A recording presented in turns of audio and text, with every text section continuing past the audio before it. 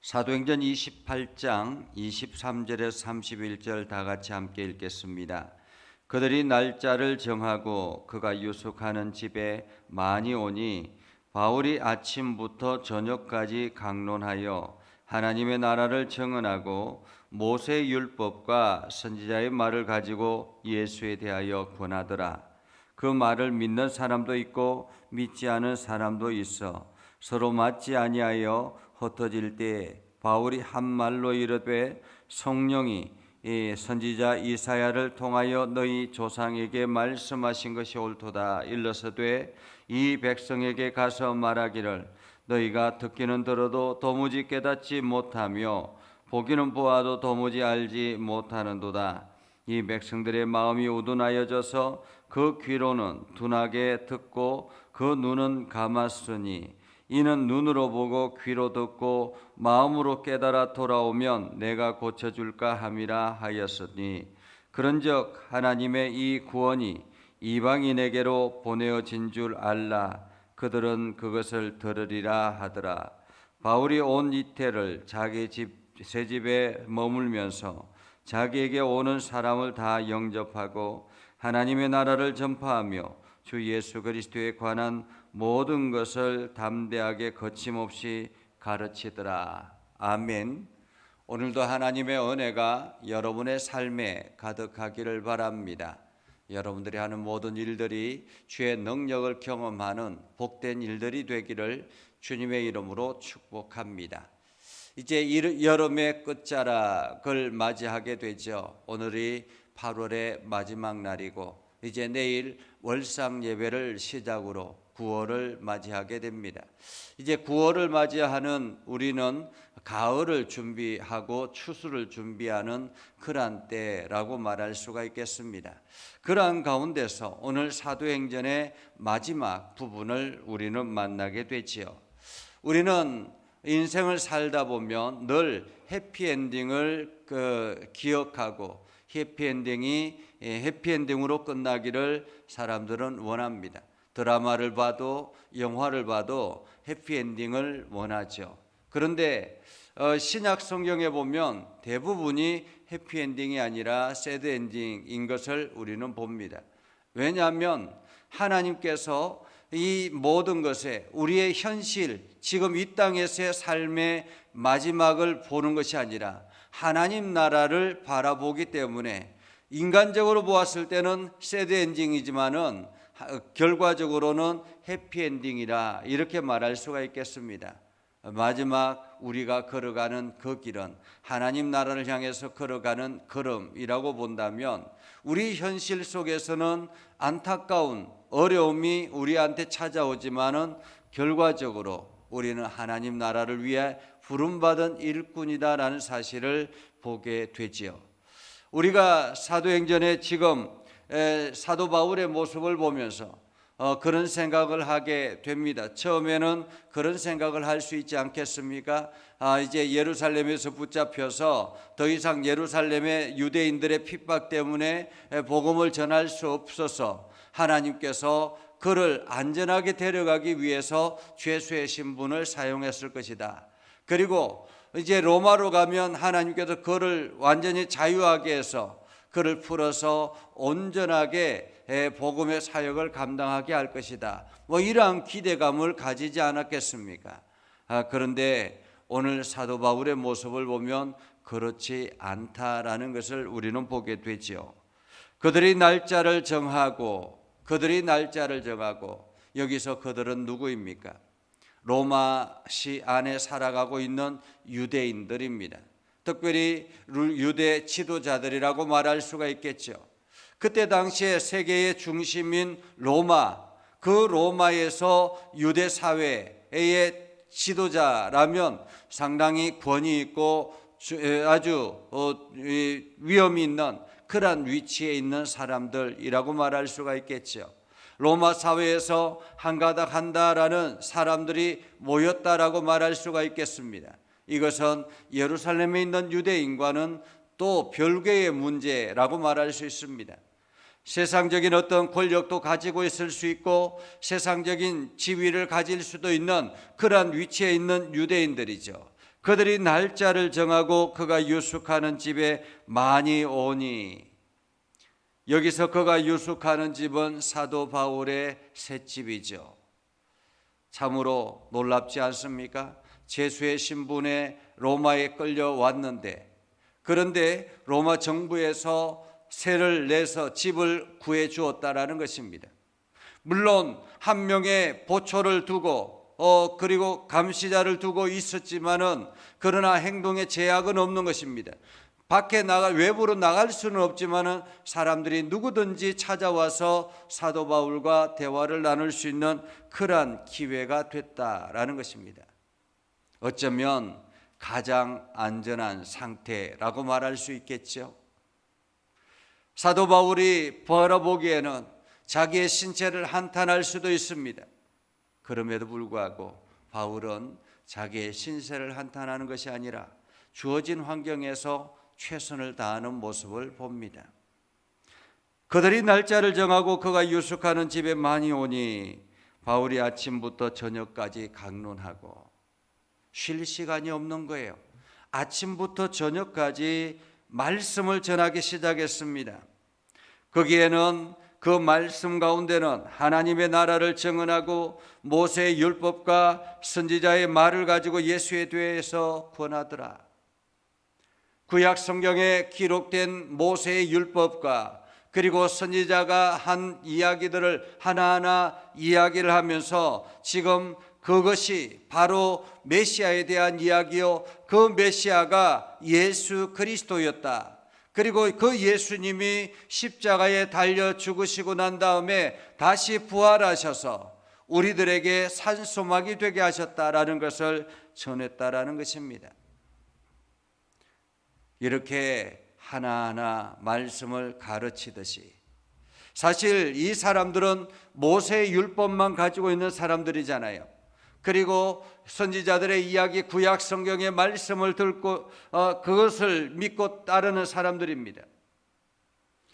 개방적인 로마 사회 속에서 개방적인 어떤 모든 문화를 그리고 지식을 확대해서 받아들이는 그러한 상황이지만은, 여전히 그 사회 속에서 유대주의를 고수하고 있다는 것은 그만큼 철저하게 신앙을 지키려고 노력하는 사람들이라고 말할 수가 있겠죠.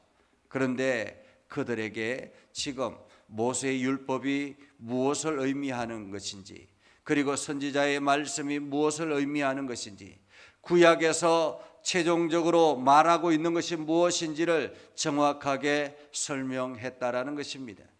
무엇을 위해서? 예수 그리스도 메시아, 그 메시아가 이 땅에 오셔서 구원자로 오셔서 오늘날 유대인들이 그를 십자가에 못 박아 죽였고, 그 죽음으로 말미암아 이 땅에 있는 인류의 모든 죄가 씻음받게 되었다라는 것, 그리고는 부활의 산소망을 가지고 오늘도 우리가 예수 그리스도 안에 들어오면 누구든지 구원을 얻을 수 있다라는 사실을 전했겠지요. 이렇게 전하는 말씀을 믿는 사람도 있고 믿지 않은 사람도 있더라. 믿는 사람도 있고 믿지 않는 사람도 있더라. 사상의 변화가 참으로 쉽지 않습니다. 생각의 변화가 참으로 쉽지 않습니다. 우리의 고정적인 어떤 생각, 사고, 그것을 바꾸는 것이 굉장히 어렵습니다. 그래서 지금도 보수주의, 이게 진보주의 이렇게 나누어지지만은 환경의 변화에 따라서 나는 여전히 보수주의다라고 하고, 어떤 문제를 가지고 바라보지만은 그 문제의 관점을 가지고 끊임없이 자기의 사상의 관점에서 바라보게 됐지요. 그것처럼 유대 사회 속에서 유대의 율법을 지켜나가는 그들에게 이 예수 그리스도의 메시아인 것을 전하는 것 결코 쉬운 일이 아닙니다. 그럼에도 불구하고 하나하나 정확하게 짚어나가는 바울의 모습을 보죠. 바울은 어떤 사람이었습니까? 율법에 능통한 사람이었습니다. 철저하게 율법을 배우고 훈련했던 사람입니다. 그렇기 때문에 어쩌면은 이 로마 사회 속에 있는 유대 지도자들에게는 더 사도 바울의 그 말씀이 힘이 있을 수 있는 거죠. 율법에 대해서 그만큼 잘 알고 있기 때문에, 철저하게 말씀을 배웠기 때문에 하나님께서는 그 바울을 들어서 지금 이들에게 말하고 있는 것입니다. 그것도 2년여 동안 아무런 제약 없이 끊임없이 말씀을 전했다라는 거예요. 사람들이 어떤 사람은 믿고 어떤 사람은 믿지 않고 돌아가는 것을 보면서 사도 바울이 말하기를, 이것은 선지자를 통해서 성령이 말씀하시는 그 말씀과 동일하더라. 이사야를 통해서 너희 조상들에게 말씀하신 것, 이 백성에게 가서 말하기를 너희가 듣기는 들어도 도무지 깨닫지 못하며 보기는 보아도 도무지 알지 못하는도다. 이 백성의 마음이 우둔하여져서 그 귀로는 둔하게 듣고 눈은 감았으니 이는 눈으로 보고 귀로 듣고 마음으로 깨달아 돌아오면 내가 고쳐줄까 함이라 하더라. 우리가 믿음의 길을 걸어가는 것은 말씀을 붙들고 결단하는 것입니다. 말씀을 붙들고 결단하는 것. 내 생각을 고수하는 것이 아니라 말씀이 진리다라는 그 믿음을 가지고 나아가는 것입니다. 우리가 신앙생활 하는 것도 마찬가지죠. 우리가 헌신을 하는 것도 마찬가지입니다. 우리가 헌금을 하는 것도 마찬가지잖아요. 하나님 앞에 예물을 드리는 그 자세도 믿음의 자세로 하는 것입니다. 하나님께서 말씀하셨기 때문에 내가 그냥 내 호주머니로 적신하듯이 하는 것이 아니라 정말로 하나님께서 말씀하셨기 때문에 오늘도 내가 헌신하는 마음으로, 그 말씀에 순종하는 마음으로 우리가 11조를 드리고 감사 예물을 드리고 이렇게 헌신하는 것 아니겠습니까? 오늘 사도 바울은 그렇게 말하죠.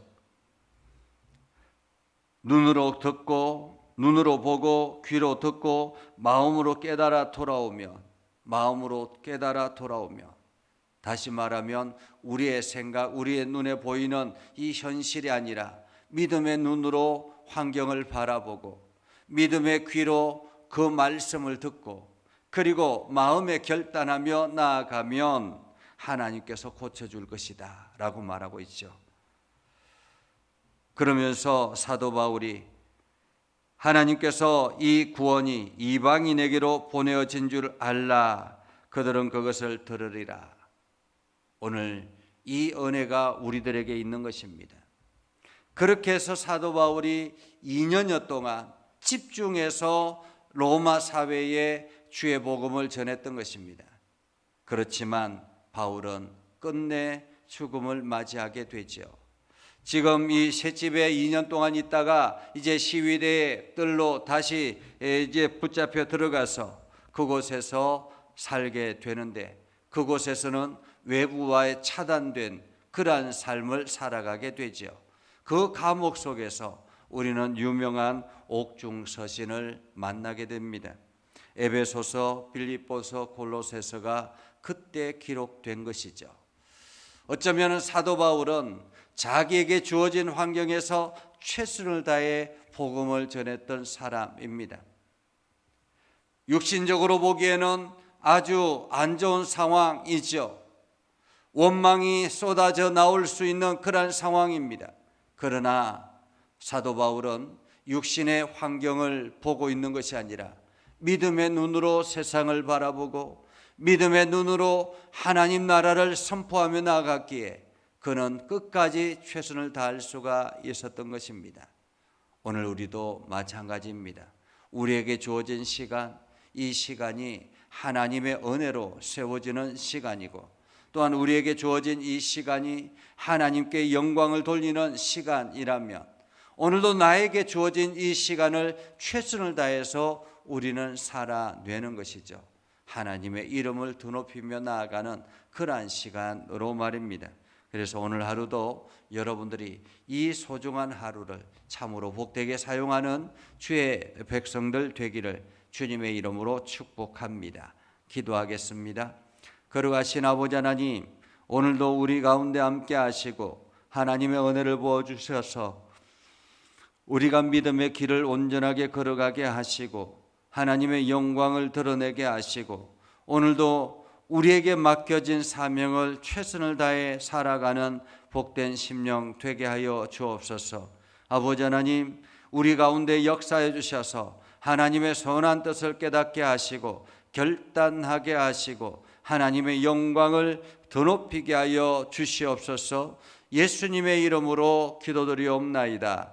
아멘. 이제는 우리 구주 예수 그리스도의 은혜와 하나님 아버지 극진하신 사랑과 성령님의 감화 감동 역사 위로 교통하시며 은혜가 주의 말씀 안에 있는 믿음의 백성들 위해 하는 모든 일들 위해 영원토록 함께 하옵시기를 간절히 축원하옵나이다. 아멘.